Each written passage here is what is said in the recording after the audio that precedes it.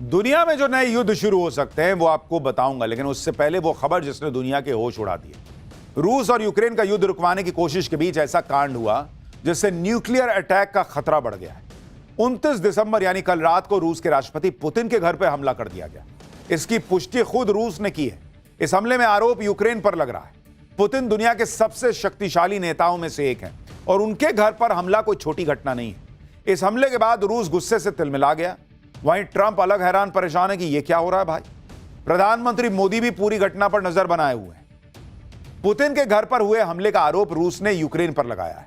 रूस के विदेश मंत्री ने कहा कि यूक्रेन ने रात में 91 लंबी दूरी के यूएवी से रूस के नोवगोराद इलाके में पुतिन के सरकारी आवास पर हमला किया।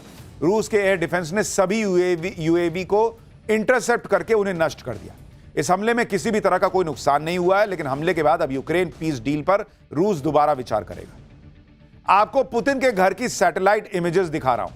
यह तस्वीर नोवगोराद इलाके में पुतिन के घर की है, जो बहुत बड़े एरिया में फैला हुआ है।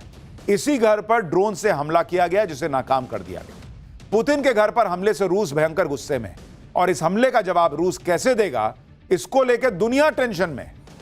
पुतिन के घर पर हुए हमले से पीएम मोदी भी चिंतित है। पीएम मोदी और पुतिन के बीच काफी अच्छे संबंध हैं। दोनों की दोस्ती पुरानी और गहरी है। हाल ही में जब पुतिन भारत आए थे तो पीएम मोदी के साथ उनकी कार में बैठक हुई थी। पुतिन के घर पर हुए हमले पर पीएम मोदी ने चिंता जताते हुए कहा कि रूस के राष्ट्रपति के घर हमले की खबरें बेहद चिंताजनक है। चल रहे राजनयिक प्रयास दुश्मनी को खत्म करने और शांति हासिल करने का सबसे कारगर तरीका है। हम सभी संबंधित पक्षों से आग्रह करते हैं कि वो इन कोशिशों पर ध्यान दें। ऐसे किसी भी प्रयास से बचें जो इसे कमजोर कर सकते हैं। पुतिन के घर पर हुए हमले के बाद यूक्रेन में भी खौफ का माहौल है। यूक्रेन को भी रूस के बदले का डर सता रहा है। इसलिए यूक्रेन ने फौरन इस हमले से पल्ला झाड़ लिया। यूक्रेन ने पुतिन के घर पर हुए हमले पर कहा कि रूस के आरोप झूठे और बेबुनियाद हैं। रूस इस तरह के झूठ पहले भी बोलता रहा है। इस हमले का मकसद क्रेमलिन को यूक्रेन पर हमले जारी रखने का बहाना देना है। जेलेंस्की ने कहा कि रूस पहले ही कीव में सरकारी इमारतों को निशाना बनाता रहा है। यह बहुत जरूरी है कि अब दुनिया चुप न रहे। हम रूस को स्थायी शांति हासिल करने के काम को कमजोर नहीं करने दे सकते। यानी जेलेंस्की ने उल्टा रूस पर डाल दिया कि लोग झूठे बोल रहे हैं। जेलेंस्की ने पुतिन के घर हमले को रूस की साजिश बता दिया। उधर पुतिन के घर हुए हमले से ट्रंप भड़के हुए हैं। ट्रंप ने कहा कि पुतिन के घर पर हमले की जानकारी खुद पुतिन से उनको मिली है और इस बात से वो बहुत ज्यादा गुस्से में है। ये सब करने का ये सही समय नहीं है। यानी ट्रंप को भी आग लग गई कि क्या ये यार यूक्रेन, हम यहां युद्ध रुकवाने की बात कर रहे हैं, ये उधर पुतिन के घर पे हमले कर रहा है। अमेरिका के ही दम पर जेलेंस्की इतने दिनों से रूस से जंग लड़ रहे हैं। सुनिए ट्रंप ने पुतिन के घर पर अटैक को लेकर क्या कह दिया है। President Putin told me about it. Early in the morning he said he was attacked. That's no good. It's no good. Russian officials Don't forget, the Tomahawks. I stopped the Tomahawks. I didn't want that. Because we're talking about, it's a delicate period of time. But this is not the right time. It's one thing to be offensive, because they were offensive. It's another thing to attack his house. It's not the right time to do any of that. Putin वो नेता नहीं है जो इस तरह के हमले भूल जाए, और यही वो बात है जिससे दुनिया परेशान है। एक बात तो तय है कि पुतिन इस हमले का बदला जरूर लेंगे, और वो किस तरह का होगा इसके बारे में अभी से चर्चाएं शुरू हो गई। एक्सपर्ट्स का कहना है कि पुतिन के घर हमले से न्यूक्लियर वॉर शुरू हो सकती है। यह हमला रूस के न्यूक्लियर कमांड सेंटर पर हमला था। पुतिन के घर में खास कम्युनिकेशन नोड्स होते हैं जिससे वो परमाणु हमले का आदेश दे सकते हैं। हमले के बाद रूस अब न्यूक्लियर अटैक कर सकता है। इस हमले से शांति वार्ता खटाई में पड़ सकती है, जिसके बाद दुनिया भर में लड़ाइयां शुरू हो सकती हैं। पुतिन के घर पर हमला चाहे यूक्रेन ने किया या किसी और ने किया, एक बात तो तय है कि अब पुतिन को रोकना बहुत मुश्किल होगा। पुतिन ने रूस के सबसे खतरनाक एयर डिफेंस सिस्टम को एक्टिवेट कर दिया है।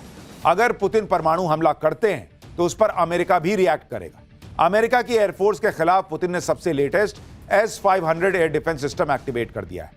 आप देखिए कि S-500 सबसे ताकतवर और बेहद खतरनाक एयर डिफेंस सिस्टम है। इसे 5th जनरेशन फाइटर जेट और हाइपरसोनिक मिसाइलों को रोकने के लिए बनाया गया है। S-500 अमेरिका के स्टील्थ जेट F-22, F-35 और बैलिस्टिक मिसाइलों को भी गिरा सकता है। S-500 अपने टारगेट को 600 किलोमीटर पहले एंगेज कर लेता है और 500 किलोमीटर पहले मार गिराता है।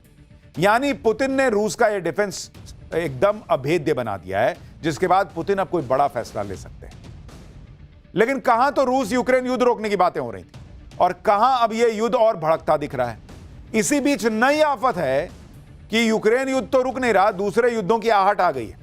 नए वॉर फ्रंट खुल रहे हैं। इसमें नया वॉर फ्रंट है चीन और ताइवान का। चीन और ताइवान के बीच पुरानी लड़ाई है। ताइवान खुद को अलग देश बताता है।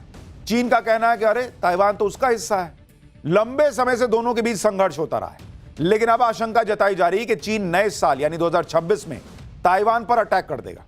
चीन की सेना ने ताइवान को घेर के सैन्य अभ्यास शुरू कर दिया है। चीन की यह मिलिट्री एक्सरसाइज ड्रिल ताइवान को चारों तरफ से घेर के हो रही है। ताइवान चारों तरफ से समुद्र में घिरा हुआ है और उसी समुद्र में चीन की जो सेना है वो मिलिट्री एक्सरसाइज कर रही है। चीन ने ताइवान को जिस तरह से घेर लिया है उस तरह की मिलिट्री एक्सरसाइज चीन ने पहले कभी नहीं की। कई लोगों को ऐसा लग रहा है कि चीन इस बार युद्ध करके ही मानेगा। चीन ने खुद इसका वीडियो जारी किया। ये तस्वीरें चीन ने जारी की हैं। इसमें चीन की सेना मिलिट्री एक्सरसाइज करते हुए दिख रही है। खास बात यह है कि चीन इस एक्सरसाइज में ड्रोन, ह्यूमनॉइड और रोबोट्स का जमकर इस्तेमाल कर रहा है, यह भी कहा जा रहा है। कुछ हालांकि एआई जनरेटेड वीडियोस भी लग रहे हैं। यह नेक्स्ट लेवल वॉर एक्सरसाइज की तरह है। आप देखिए कि चीन ने इसके लिए कितनी फोर्स उतारी हुई है। चीन के इस सैन्य अभ्यास का नाम जस्टिस मिशन 2025 है। इसमें आर्मी, नेवी, एयरफोर्स और रॉकेट फोर्स शामिल है। वॉरशिप, फाइटर जेट, बॉम्बर मिसाइलों का इस्तेमाल हो रहा है। समुद्री और हवाई टारगेट को निशाना बनाने का अभ्यास किया जा रहा है। बंदरगाहों की नाकाबंदी कर दी गई है। बाहरी दखल को रोकने का भी अभ्यास हो रहा है। चीन जस्टिस मिशन 2025 में अपनी पूरी ताकत दिखा रहा है। चीन के इरादे बहुत खतरनाक लग रहे हैं। चीन की इस मिलिट्री ड्रिल से ट्रंप भी हैरान है। हालांकि ट्रंप का कहना है कि जिनपिंग के साथ बहुत अच्छे रिश्ते हैं और जिनपिंग ताइवान पर हमला नहीं करेंगे। Well, I have a great relationship with President Xi, and he hasn't told me anything about it. I certainly have seen it, but he hasn't told me anything about it, and I don't believe he's going to be doing it. No, nothing worries me. Nothing. इनको आजकल कोई कुछ बताता है। Putin के घर पे हमला हो गया, इनको बता के हुआ था क्या? चीन इनको बता के करेगा कि मैं ताइवान को ठोकने जा रहा हूं। चीन ने किस तरह से ताइवान की घेराबंदी की है आपको देखना चाहिए। यह मैप देखिए, इसमें ताइवान को के चारों तरफ से चीन की मिलिट्री एक्सरसाइज होती दिख रही है। ये वो जोन है जो चीन ने बनाया है। लाल रंग वाले जो आप जोन देख रहे हैं, आप देखिए ना, 7 जोन है। लाल रंग वाले जोन में चीन की सेना एक्सरसाइज कर रही है।